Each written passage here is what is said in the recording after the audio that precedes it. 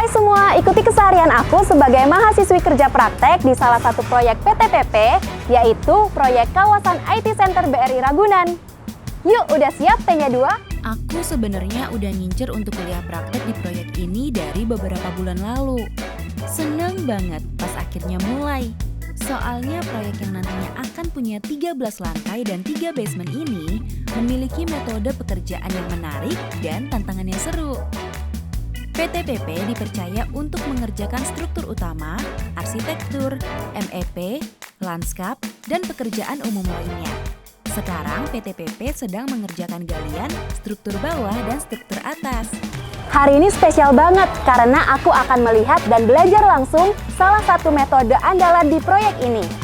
Metode Backcasting Wonderboard pada kolom. Yuk kita langsung ke set pengerjaannya. Nah, cocok nih APD-nya. Sesuai dengan standar keselamatan. Di set semua orang harus bekerja dengan aman, sejalan dengan spirit PTPP yang mengedepankan keselamatan dan kualitas. Oke, hari ini kita akan melihat metode inovatif yang kita kerjakan di BRI Ragunan, yaitu penggunaan material wonderboard untuk backcasting kolom. Setiap metode yang digunakan selalu direncanakan dengan matang dan disosialisasikan pada seluruh pekerja. Kemarin sempat pada ikut kan? Oke, yuk kita ke site. Yuk.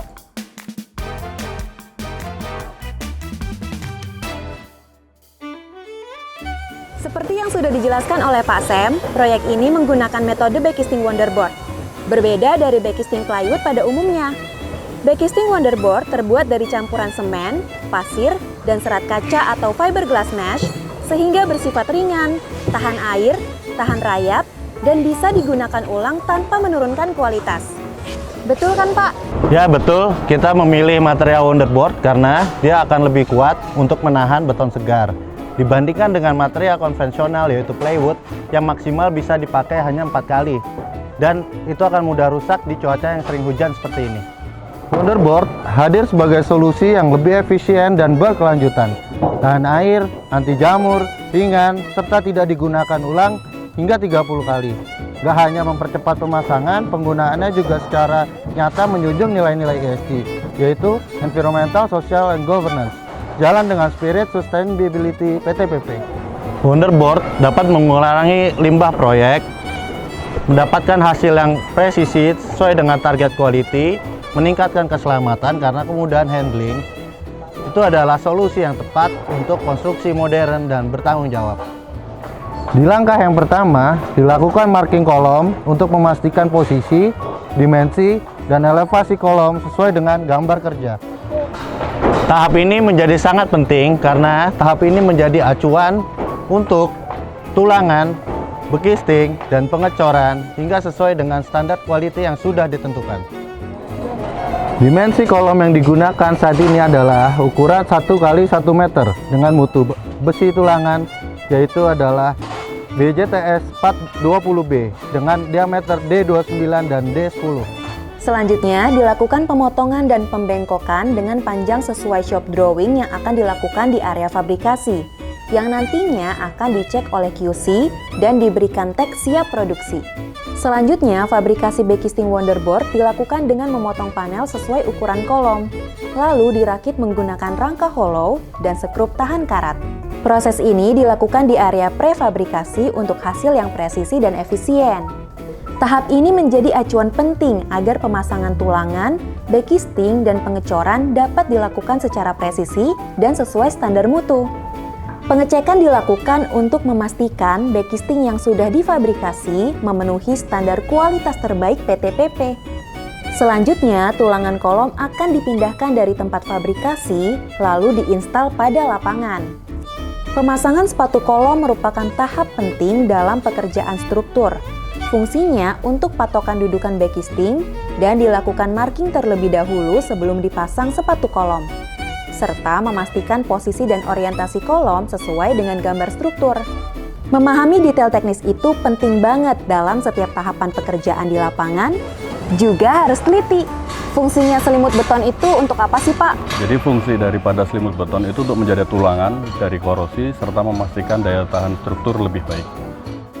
Selanjutnya, pemasangan beton decking pada kolom dilakukan untuk menopang tulangan agar memiliki jarak selimut beton yang sesuai dari dasar bekisting. Beton decking dipasang di depan tulangan kolom sebelum pengecoran, memiliki fungsi sebagai spacer permanen yang menjaga posisi tulangan tetap stabil dan sesuai spesifikasi. Jadi setelah terpasang, QC akan melakukan pengecekan kepada kolom yang lolos untuk ditutup oleh bekisting.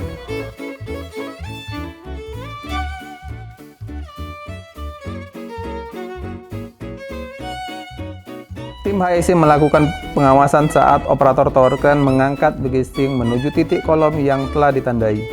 Seluruh proses dilakukan sesuai standar keselamatan. Area kerja steril, serta komunikasi dua arah yang jelas antara operator dan rigger. Petugas juga memastikan beban terikat dengan benar dan tidak melintas di area berbahaya. Setelah tiba di lokasi, bekisting diberi lapisan minyak agar tidak lengket saat dibongkar, sekaligus menjaga kualitas permukaan beton. Kalau fungsi holo yang terinstal di bekisting itu apa sih, Pak? Oh ya, yang kita pasang horizontal ini adalah batas elevasi pengecoran untuk memastikan tim cor ngecornya itu sesuai elevasi rencana, tidak terlalu naik, juga tidak kurang naik. Tapi untuk yang atas ya, yang kita pasang vertikal itu untuk jaster pembesian kolom supaya memastikan besinya itu pas di posisi tengah. Ini juga bagian dari inovasi Project BRI Ragunan ya.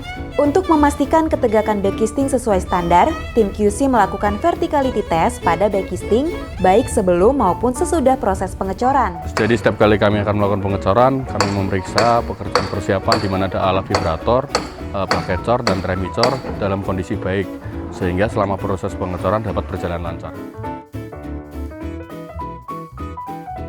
Ketelitian dalam setiap detail pekerjaan struktur sangat penting untuk menjamin mutu dan keamanan struktur bangunan secara keseluruhan. Pekerjaan slam test digunakan untuk mengukur kelecakan beton. Slam cone diisi dalam 3 lapisan. Masing-masing dipadatkan sebanyak 25 kali dengan batang pemadat. Lalu kerucut diangkat perlahan untuk melihat seberapa besar penurunan beton. Nilai slam ini menunjukkan seberapa mudah beton dikerjakan dan hasilnya dicatat untuk memastikan mutu beton sesuai dengan spesifikasi sebelum pengecoran dimulai.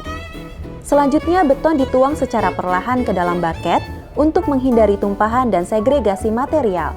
Setelah penuh, bucket kemudian diangkat menggunakan alat lifting seperti tower crane menuju titik pengecoran. Yang seru dari proses ini, koordinasi antar tim harus berjalan mulus agar bucket berisi beton sampai tepat waktu di lokasi pengecoran, agar beton masih dalam kondisi segar ketika mulai dicor. Habis ini kalian catat waktu pelaksanaan pengecorannya agar dapat kita hitung produktivitas pengecoran. Pas nyatet, aku harus memperhatikan durasi pengerjaan secara detail, termasuk waktu angkut, waktu tunggu, dan waktu tuang, agar nantinya bisa digunakan dalam evaluasi efisiensi kerja, perencanaan jadwal, serta pelaporan kinerja lapangan secara akurat. Ternyata data lapangan itu penting ya sebagai dasar pengambilan keputusan teknis di proyek konstruksi.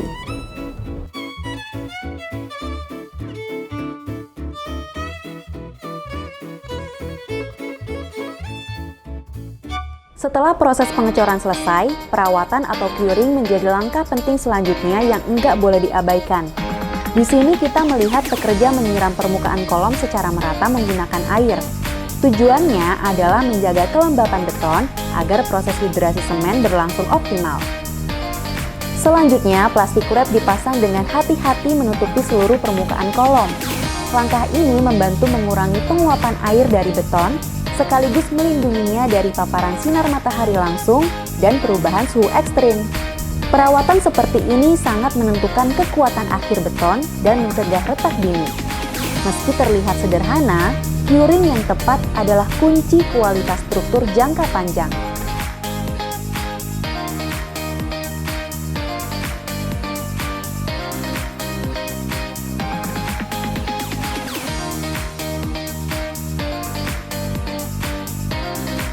Wih, abis dari site nih.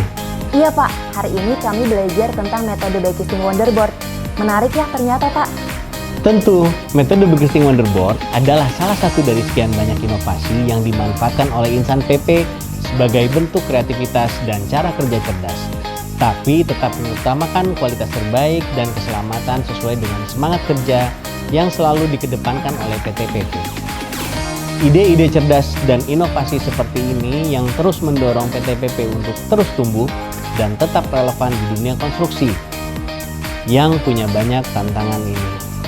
Semoga setiap langkah kami dapat memberikan kontribusi yang sangat berarti bagi PT PP maupun bagi kita semua.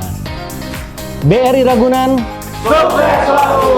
PT PP, mantap, P-nya 2.